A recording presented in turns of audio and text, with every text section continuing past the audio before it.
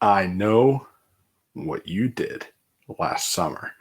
What's going on, guys? Welcome back to the channel. Or if you're new here, welcome. I'm the Wolfman, and today we are doing a review for the new 2025 release, I Know What You Did Last Summer. This is sort of a legacy sequel of sorts. They're doing this in a bunch of horror films now, where with like Halloween 2018, Scream 5, but they're just called Halloween, just called Scream. This was just called I Know What You Did Last Summer. It's this dumb trend. But we're getting all these legacy sequels, and this is just the newest one in the batch. It stars Chase Sue Wonders, and it's about a group of friends who go out one night for like this girl's kind of pre-wedding party around July 4th. Basically, all shit hits the fan for them. If you've seen I Know What You Did Last Summer, you know the story. It's the same thing, basically. So this is just a new iteration of it with a different cast. And they even bring in some of the old cast in there, some familiar faces that they throw in there, like Freddie Prinze Jr. and Jennifer Love Hewitt. They bring them both in there as a fun little way to add to the nostalgia of it all. So I think that's a really great that they added them in there. But does the movie itself actually work? I'm going to say for the most part, no. I was not a fan of this film. I thought this film was... I'll get into my cons, but basically I'm going to give you guys my pros and then my cons, and then I'm going to tell you guys what I thought overall of it. And this is all spoiler free, so nothing spoiler filled here. You don't have to worry about that. But on to my pros. My pros, first thing I want to say, we always go into slasher films for the kills. The kills are great. The kills are really good. You really have some interesting kills here. I thought that was really what kept me engaged in the movie, was just seeing some of the horror aspects. I thought that worked really well. Chase Sue Wonders stole the show for me. The acting all across the board was pretty solid, but Chase Sue Wonders really is a star. She was from The Studio, which I adore. She's from Bodies, which is a great film.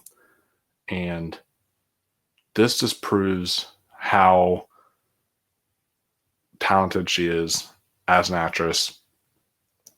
I thought she did an amazing job with this. Even the returning cast, they're all pretty solid too. And they still have great chemistry with each other. The whole new cast does have really good chemistry with each other. Not all their acting is the best. There's some that were better than others. But overall, the actual chemistry between them all worked really well. A lot of people are not going to like the ending of this film. But for me, I thought it was actually kind of cool and ballsy and risky. Even though it was very predictable, I predicted the ending like as soon as the movie started, basically. Actually, even when the trailers were out, I predicted it. I was like, that person's going to be the killer. Even though it's predictable, it was really cool. So I thought that was unique. So it's not all bad. But where my cons lie, and they definitely have a lot more cons there, is one. Okay, so first con, there was annoying like pop songs that they were throwing in this movie that were just obnoxious to me. It was like almost every 5 minutes there was like a new pop song that they played that was like super duper annoying. Another con I have with this film was the dialogue, man. The dialogue was so cringy and just not good. Made me just curl up in my seat. There's so many fake jump scares in this movie. Like over and over and over, there's this another fake jump scare, another fake jump scare, another fake jump scare. And the predictability of it is pretty insane. You know, like I said, I was able to predict what happened at the end because of the trailers. But even throughout, I was able to predict things and pull apart things. Also, for me, the pacing of this film, it just was not good. This is an hour and 51 minutes. The original is an hour and 41 minutes. I feel like you could have trimmed this down to be like an hour 40, hour 41. It did not need to be as long as it was. And just, of course, so much stupid character decision making in this film that I was not a fan of. So many horror tropes I absolutely hate. They do that stupid shit where someone's like either holding a dead body or they're like trying to run away when they're in the middle of nowhere. And they're like, help, somebody help. It's like, who's literally going to help you? Nobody's going to help you. So that's kind of a horror trope I've been hating as of late. But here's my big thing. So, like, I don't know. I'm getting kind of tired of these horror movies. It's like requels, if you will, trying to tell me the same message over and over. That trauma is bad and it's hard to win over your trauma and all that. Like, sure, okay, I see what you're saying, but at the same time, it's just so repetitive and they do nothing with it. Jennifer Love Hewitt, while her performance is good, like I talked about, she was absolutely wasted as a character in this movie. Just completely wasted. They do almost nothing with her. They do more with Freddie Prinze Jr. at least, but not with her. She's completely wasted in this film. And she's basically just there to say, trauma is bad. We know trauma is bad. This film has nothing to say about trauma. There's not a deep message in there. There's not anything that you can convey in there. I know we are thinking, are saying, oh, it's horror. You know, it's a slasher movie. It's not supposed to be deep. Halloween 2018 literally dealt with Laurie Strode's trauma and did it really well. Showed like, oh, this is what, you know, this is an example of someone who actually is dealing with really bad trauma and what they have to go through and how they treat the people around them. And it was a very interesting look at that. But here, there's none of that. This is just very basic on the surface in terms of its themes and messaging. So that's just a huge issue I have with it. This film isn't scary at all.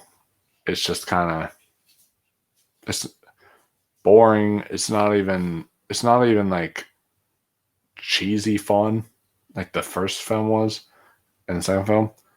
So at the end of the day, my conclusion is, while there are some really fun moments with some of the cast working together and like some funny jokes in there, and you get great kills, you get, you know, the two members back together again, and they do a really good job. And there's some really good callbacks. I'll say that. If you're a fan of this franchise, you will be pleased with the callbacks.